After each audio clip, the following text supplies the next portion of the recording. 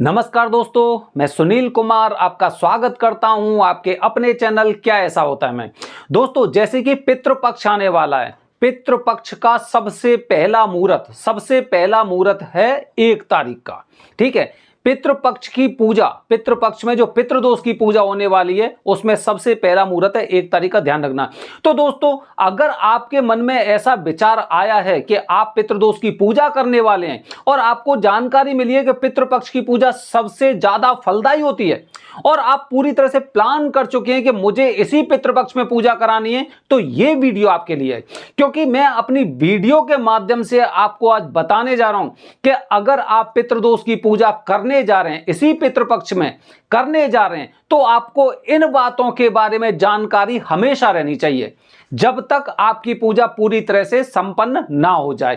तो दोस्तों, point by point मैं आपको बताता जा रहा हूं जिससे कि आपको भी जानकारी रहेगी और आपके साथ किसी तरह का आपके साथ कुछ भी ऐसे ठगी या फिर कुछ भी चीज नहीं होगी। ठीक है, और आपको पूजा के बारे में पूरी जानकारी भी रहेगी।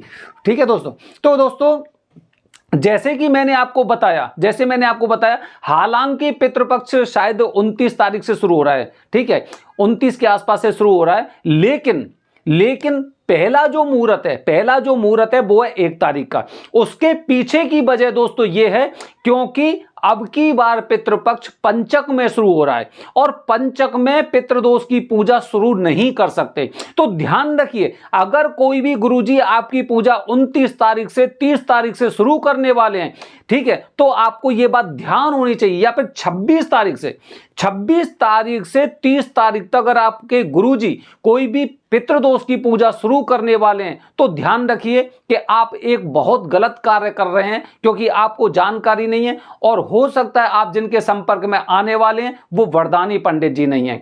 ठीक है, तो पंचक में पूजा ये शुरू नहीं होती है, पहली महत्वपूर्ण बात। तो पहला मुहूर्त 1 तारीख का है, ध्यान रखना, 1 अक्टूबर का।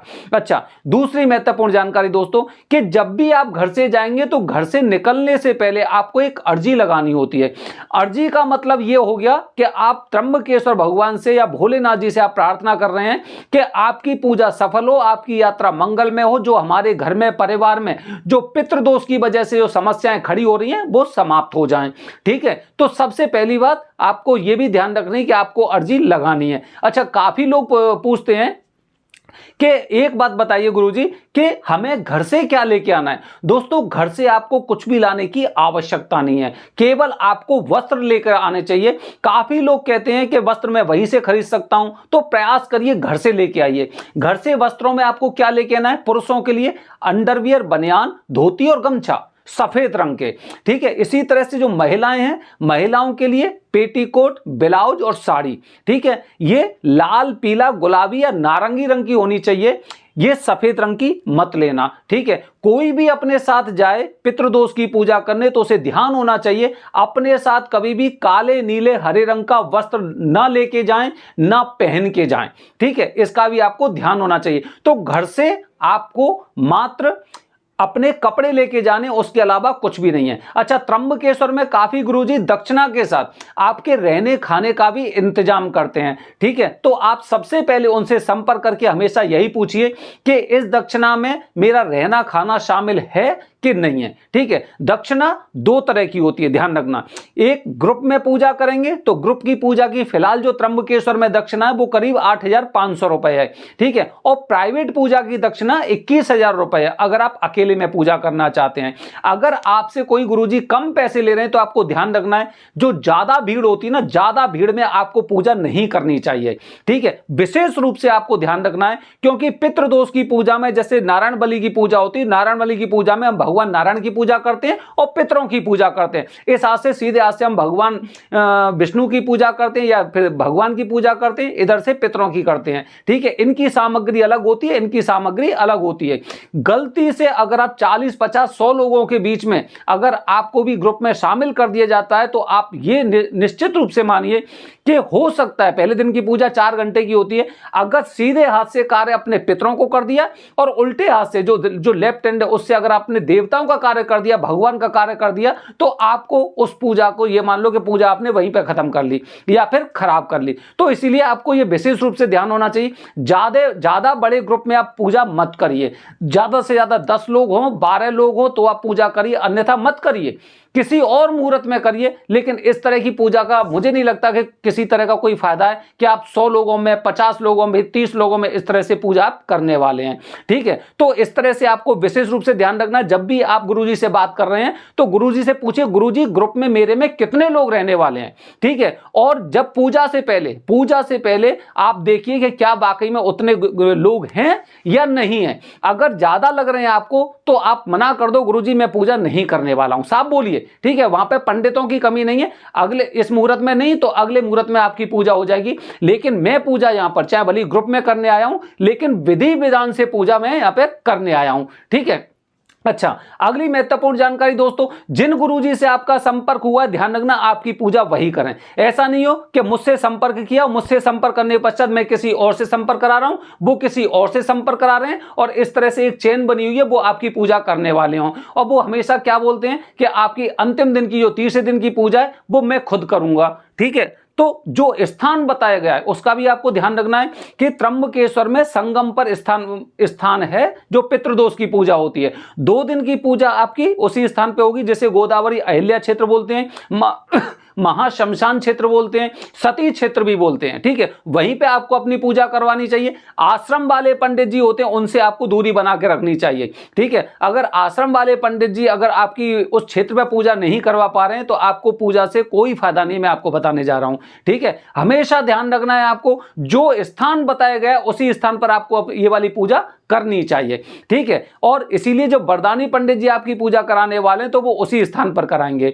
ठीक है, तो दोस्तों ये कुछ ऐसी महत्वपूर्ण जानकारी होती है जब आप त्र्यंबकेश्वर पहुंच जाते हैं। जैसे घर से आपने अर्जी लगाई थी, इसी तरह से आप त्र्यंबकेश्वर पहुंचने के पश्चात पेशी करते हैं। पेशी की विधि आपको आपके गुरुजी बताएंगे, अर्जी की विधि आपको आपके गुरुजी बताने वाले हैं। ठीक है, उनसे पूछिए अर्जी कैसे लगेगी, पेशी कैसे होगी, वो सब आपको बताएंगे। अपनी पूजा हमेशा मुहूर्त में करवाइए, बिना मुहूर्त के कोई पूजा मत करवाइए। ठीक है, ध्यान रखना जैसे आप त्र्यंबकेश्वर पहुंच जाते हैं, ठीक है, वहां पर आपको बिना लहसुन प्याज का खाना खाना है, हालांकि उसका नाम भी नहीं लेना है। ठीक है, काफी लोग ऐसे होते हैं कि घर से निकलते हैं तो घर से निकलते मैंने बहुत से लोगों को देखा है, या तो वो लोग होंगे या फिर उनके साथ वाले लोग होंगे, वो क्या करते हैं, वो रास्ते में हो सकता है कि कुछ ऐसी मतलब गलत चीजें जो नहीं खानी चाहिए, पीनी चाहिए। काफी लोग तो मैंने ऐसे देखा है कि रास्ते में अल्कोहल का सेवन करके आते हैं। वो ये सोचते हैं कि पूजा तो अभी मेरी शुरू नहीं हुई है, लेकिन जिस दिन आपकी अर्जी लग जाती है पूजा आपकी उसी दिन से शुरू हो जाती है। कभी भी यात्रा करते समय आपको नशीले पदार्थों का सेवन नहीं करना चाहिए। ठीक है, जिससे कि पूजा आपकी खंडित हो, क्योंकि जिस दिन आपकी अर्जी लग गई उसी दिन से आपकी पूजा शुरू हो जाती है। ठीक है, और आपको पूरे तरह से एकदम अपने धर्म के पालन के अनुसार आपको तीर्थ की यात्रा करनी चाहिए और एक भक्त की तरह ही वहां पे उस क्षेत्र में रहना चाहिए जैसे एक भक्त रहता है। ठीक है दोस्तों, इसके पश्चात पूजा के पश्चात कुछ 40 दिन के नियम होते हैं। आपके गुरुजी उन 40 दिन के नियमों के बारे में बताएंगे। अगर वो भूल जाते हैं तो आपको उनसे पूछना चाहिए गुरुजी मुझे कौन कौन से नियमों का पालन करना है। ठीक है, अगर तीसरे दिन आप नहीं जा पा रहे हैं या फिर आपकी कुछ अन्य पूजा है और अगले दिन आप जाने वाले, जब भी आप त्र्यंबकेश्वर छोड़ें तो हमेशा ध्यान रखना है कि त्र्यंबकेश्वर महादेव के दर्शन आपको अवश्य करने हैं।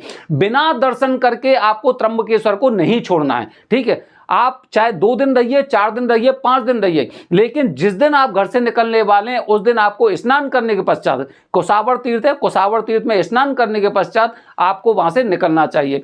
एक महत्वपूर्ण बात और दोस्तों, कि जब भी आपकी पूजा ये शुरू होती है पितृदोष की या कालसर्प दोष की, तो वहां पर त्र्यंबकेश्वर में कोसावर तीर्थ है, कोसावर तीर्थ है जिसे तीर्थराज भी बोलते हैं। हमेशा अपनी पूजा शुरू करने से पहले आपको उसमें स्नान अवश्य करना चाहिए, क्योंकि ऐसी मान्यता है कि वो एक ऐसा कुंड है जो आपके हर प्रकार के दोषों को, हर प्रकार के पापों को नष्ट करने वाला है। ठीक है, जैसे कि अगर गौतम ऋषि की आप कहानी पढ़ेंगे या सुनेंगे तो आपको इस बारे में जानकारी मिलेगी कि ये वही कुंड है जिसकी वजह से गौतम ऋषि को गौ हत्या के पाप से मुक्ति मिली थी। ठीक है, तो इन छोटी छोटी बातों का ध्यान रखना है।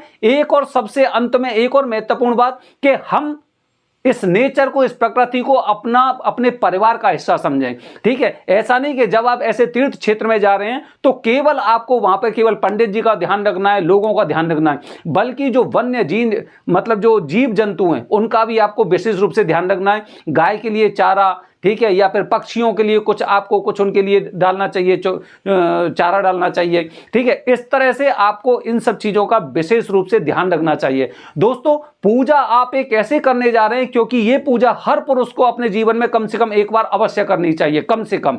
ठीक है, इसीलिए ये एक ऐसी पूजा है जो हर पुरुष के लिए जरूरी है। तो हमें प्रयास करना चाहिए कि हमारी पूजा पूरी तरह से सफल हो और अच्छी तरह से हो, हमसे किसी तरह की कोई गलती ना हो। दोस्तों, आने वाली वीडियो में आपको बताने जा रहा हूं कि कुछ इस तरह की स्थितियां आ जाती हैं कि मतलब ये 2-3 तरह के लोग होते हैं ना, इनको पितृदोष की पूजा नहीं करनी चाहिए। आखिरकार वो कौन से लोग होते हैं, बने रहिए हमारे चैनल के साथ। कल आपको ये जानकारी मिलेगी 12 बजे से 1 बजे के बीच में। हर हर महादेव।